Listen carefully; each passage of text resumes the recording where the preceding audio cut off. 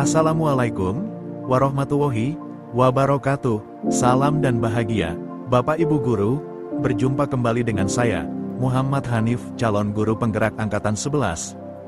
Video ini adalah koneksi antar materi modul 2.1 pembelajaran berdiferensiasi. Apa itu pembelajaran berdiferensiasi?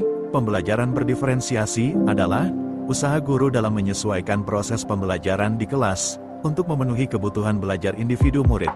Artinya, pembelajaran berdiferensiasi adalah pembelajaran untuk mendukung semua murid di kelas kita. Maksudnya apa ya? Ingat, setiap anak adalah unik. Mereka punya kelebihan bahan dan kekurangannya masing-masing. Begitu pula dengan minat, gaya belajar, kebiasaan pola pikir, kemampuan literasi, dan lain-lain, pasti berbeda kan?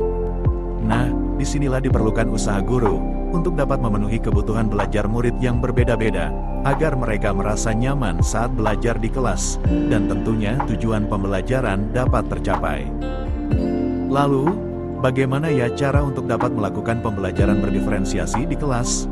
Agar dapat melakukan pembelajaran berdiferensiasi, guru harus memahami tujuan pembelajaran terlebih dahulu. Selanjutnya, mengetahui dan merespon kebutuhan belajar murid, menciptakan lingkungan belajar yang mengundang murid untuk belajar, melakukan manajemen kelas yang efektif, dan melakukan penilaian berkelanjutan berkaitan dengan kebutuhan belajar murid. Guru harus memahami 3 aspek berikut ini. Yang pertama, kesiapan belajar murid atau readiness. Kesiapan belajar mengharuskan dan guru untuk menilai pengetahuan awal dan menentukan apa yang telah murid ketahui, serta di mana murid berada. Yang kedua, minat murid. Minat setiap anak pasti berbeda-beda. Minat adalah salah satu motivator penting bagi murid untuk terlibat aktif dalam proses pembelajaran. Dan yang ketiga, profil belajar murid. Profil belajar murid berkaitan dengan lingkungan budaya, gaya belajar, dan kecerdasan majemuk yang berbeda antara satu anak dengan yang lainnya.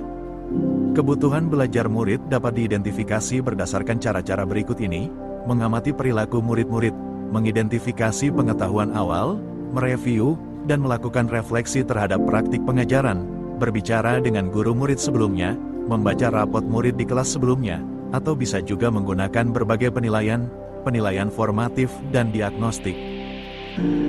Strategi untuk mendiferensiasi pembelajaran bisa dilakukan dengan 3 cara, yaitu diferensiasi konten, proses, dan produk. Guru dapat memilih salah satu, atau kombinasi dari ketiganya.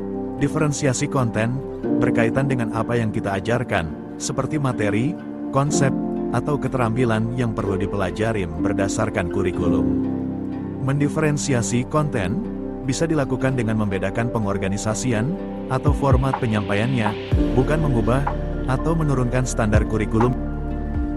Diferensiasi proses berupa kegiatan yang memungkinkan murid berlatih dan memahami atau memaknai konten dengan cara membedakan proses yang harus dijalani oleh murid. Dan diferensiasi produk berupa bukti yang menunjukkan apa yang murid telah pahami dengan cara membedakan atau memodifikasi produk sebagai hasil belajar murid, hasil latihan, penerapan, dan pengembangan apa yang telah dipelajari. Lalu, adakah keterkaitan antara modul pembelajaran berdiferensiasi dengan modul-modul yang lain? Tentu saja ada. Untuk dapat melakukan pembelajaran berdiferensiasi, maka guru harus berusaha memenuhi kebutuhan belajar anak sesuai dengan kodrat alam dan juga kodrat zaman, berdasarkan filosofi Ki Hajar Dewantoro. Dalam melakukan pembelajaran berdiferensiasi, seorang guru penggerak harus berpihak pada murid, reflektif, mandiri, kolaboratif, dan juga inovatif, untuk dapat menciptakan pembelajaran berdiferensiasi, agar dapat memenuhi kebutuhan murid. Dengan demikian, seorang guru penggerak dapat mewujudkan kepemimpinan murid, dengan menuntun murid merdeka belajar. Hal ini sesuai dengan nilai dan peran guru penggerak. Selanjutnya, pembelajaran berdiferensiasi pun dapat menjadi salah satu strategi untuk mewujudkan visi guru penggerak yang berpihak pada murid.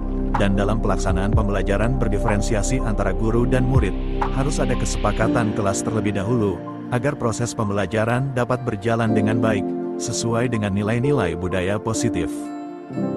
Demikian pemaparan koneksi antar materi modul 2.1. Semoga bermanfaat. Terima kasih. Salam dan bahagia. Wassalamualaikum warahmatullahi wabarakatuh.